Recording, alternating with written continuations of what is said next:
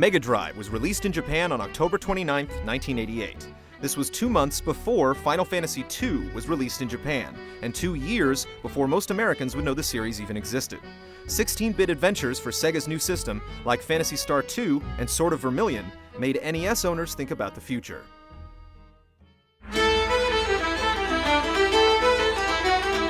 The Super Famicom didn't arrive in Japan until November 11, 1990. It handled thousands of colors, dozens of sprites on screen, and 8 channels of sampled sound in full stereo.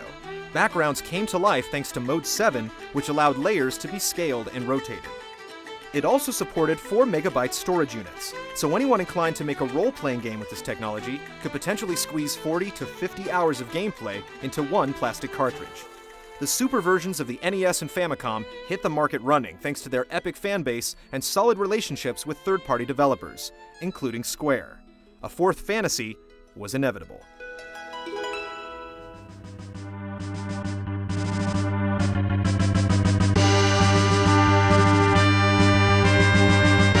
Final Fantasy IV was released in Japan on July 19, 1991.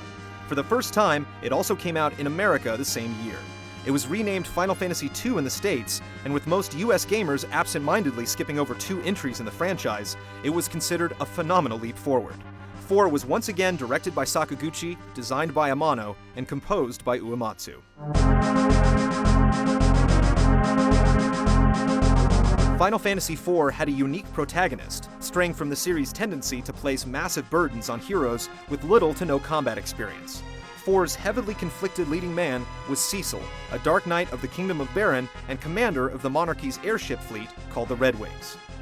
After questioning the king's request to attack innocent people in the search of 4 crystals, Cecil was stripped of his rank and forced to reevaluate his ambitions. He was aided on his path of redemption by his Dragoon companion Kain, his White Mage lover Rosa, the Lost Summoner Rydia, and many others.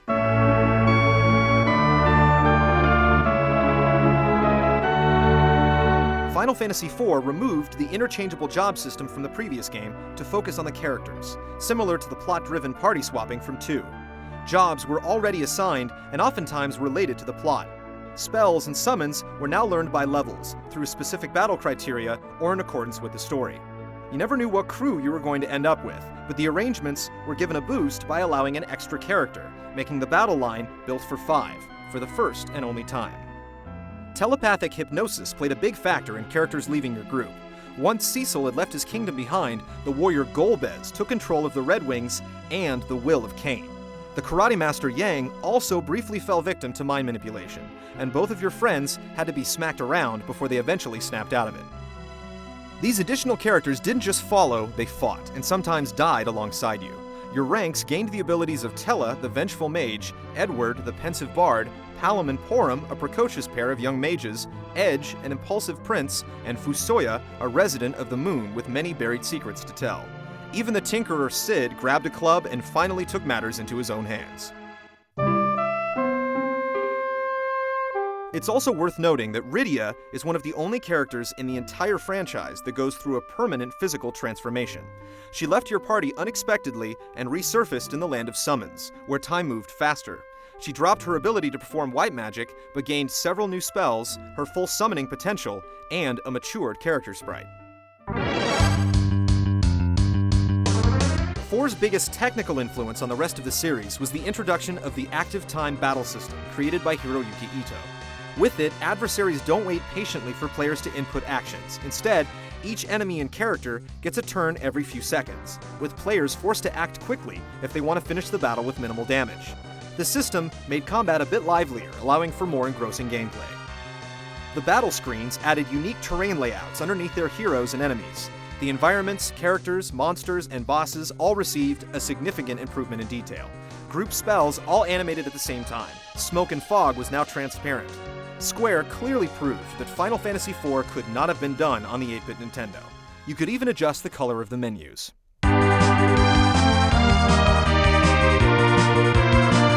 While previous fantasies typically had just the planet's surface to explore, 4 added 2 free-roaming maps, the Underworld and the surface of the Moon. Your flying machines were fashioned with accessories to help you get to these new places. The Lunar Whale was resurrected to help you reach the stars, and black chocobos were introduced that could fly but only land in forests.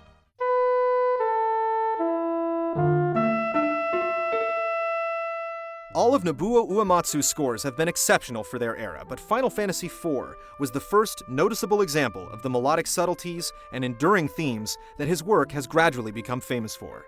Theme of Love has been taught to Japanese school children as part of their curriculum.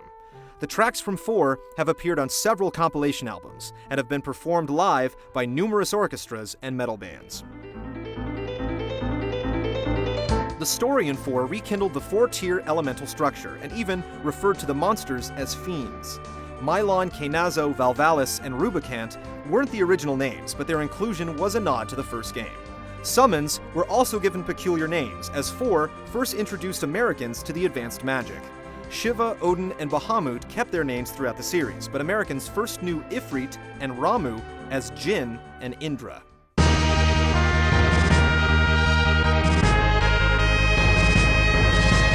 One of the towns in 4 began a Final Fantasy tradition of names reappearing in later games, as Mysidia, originally from Final Fantasy II, returns as a homey mage village.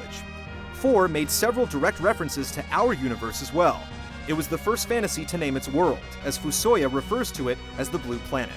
He explains that he and the rest of his race, called the Lunarians, originally came from a planet in between Mars and Jupiter.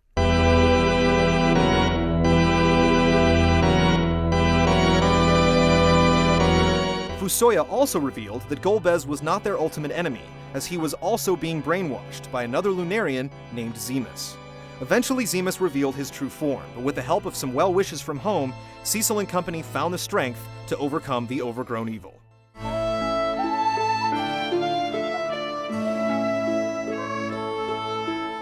Four was the first Final Fantasy and one of the first RPGs to have multiple characters with their own deep, intertwining stories and affecting relationships. It was the first to link two heroes together romantically, a device the later Final Fantasies would hinge entire plotlines on. Some criticisms were raised regarding the spotty English translation, but even those little quirks are recalled with fond memories by longtime fans. The script and the graphics would be continually revised as 4 was ported to the PlayStation, WonderSwan Color, and Game Boy Advance, and it's scheduled to be released in 3D on the Nintendo DS sometime before the end of 2007. 4 has sold close to 3 million copies across all its systems, but it was not an immediate hit.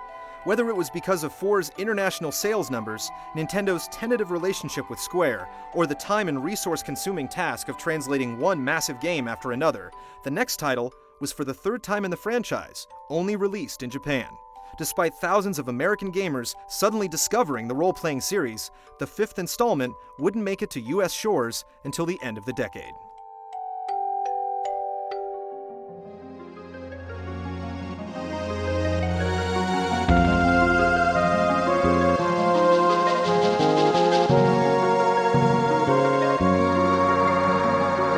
Final Fantasy V was released on December 6, 1992. The now infamous creative team returned for the fifth time, and Tetsuya Nomura was added to the group as a monster designer. Nomura would go on to design the characters for 7, 8, 10, 10-2, and Direct Advent Children. 5's opening broke the mold by having the 4 main characters meet each other for the very first time. Born to be a wanderer, the hero Bartz sees a meteor fall while camping out with his chocobo, Boko, and the two run to the site of the crash. There, they met Lena, the Princess of Tycoon, and Galuf, one of the oldest central characters in any Final Fantasy, whose memory was recently knocked out of his mind. Crystals returned as the core theme of the story, but this time they directly affected the world around them, other than just threatening to destroy it. When the wind crystal shattered, the wind stopped blowing, making it nearly impossible to travel by sea, and so on. The quest set you in search of the whereabouts of King Tycoon, the identity of Galuf, and the evil behind it all. 5 returned to the multiple job structure from 3, but with a new refined system, also created by Hiroyuki Ito. Ability points were gained once you received your first handful of jobs, so you leveled your jobs and characters separately. When each new level was reached, you got a new ability, and you could then assign one as a sub-ability to another job. This was the series' first attempt at multiclassing. The brand new classes including Blue Mage, Berserker, Sorcerer, Time Mage, Trainer, Samurai, Dancer, Chemist, and Mime created even more advanced abilities that would reappear in the sequels to come. Blue Mages brought their enemy skill-based power to the party. samurais tossed gil, and mimes could mimic the commands of others as well as assign up to 3 sub-abilities. Thieves could now dash, a time-saving talent that would be added automatically to the ports by pressing the B button. Multi-classing was highly functional, but it was also rewarding because it offered you the chance to change your physical appearance at will for the first time in the franchise. There were a total of 110 different costumes, as each character looked different when they assumed each job. Sid helped you get back above the clouds, but this time he was assisted by his grandson Mid. The 2 busy workers turned your airship into a 3-part flying machine, boat, and submarine to glide across all 3 planes of the planet. But their planet wasn't the only one they explored. Their primary adversary, Exdeath, revealed himself shortly before Galuf began to recall his memories. Galuf remembered he was in fact royalty from another world, and had a granddaughter named Kryl. When Exdeath was first released, Galuf was one of the 4 original Warriors of Dawn that stood up to oppose him. One of Exdeath's henchmen, Gilgamesh, made his first Final Fantasy cameo in 5, and would return as a flamboyant adventurer in the 2D and 3D journeys to follow.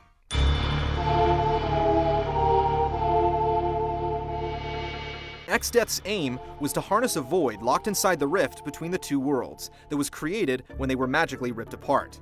To force the 2 dimensions together, he stole 4 crystals from a sacred tree, keeping the balance in place. And it seemed all hope was lost for the new Warriors of Dawn. It was then that Galuf made it to his feet and made franchise history. Before Eris, Galuf was the first long-term party member to die in the line of duty. The loss was a shock, considering you were well over halfway through the story, but all your hard work spent honing his abilities didn't go to waste. Galuf transferred all he knew to Kryl, and she filled his space in the battle queue.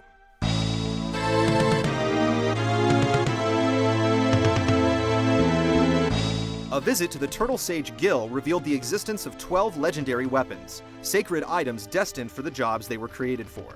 With these tools in tow, the newly assembled foursome crossed into the rift and faced Exdeath right as he merged with the void itself.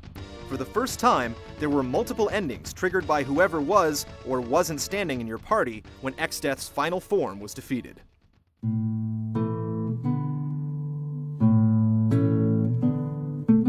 Final Fantasy V was supposed to be Final Fantasy III in America, but the first localization was cancelled.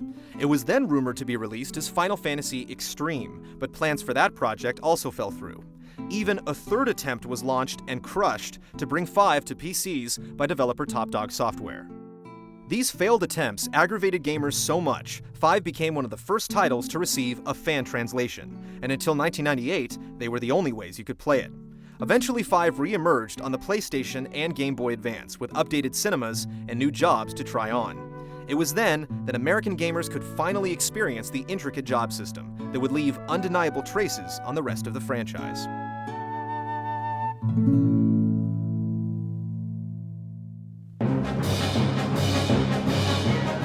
Join us next week as we celebrate 6 generations of sprite-based storytelling. We'll look back at the fascinating evolution of these pixel-perfect heroes that continually elevated the bit role-playing era to new heights, and thoroughly examine one of the finest stories the series has ever told.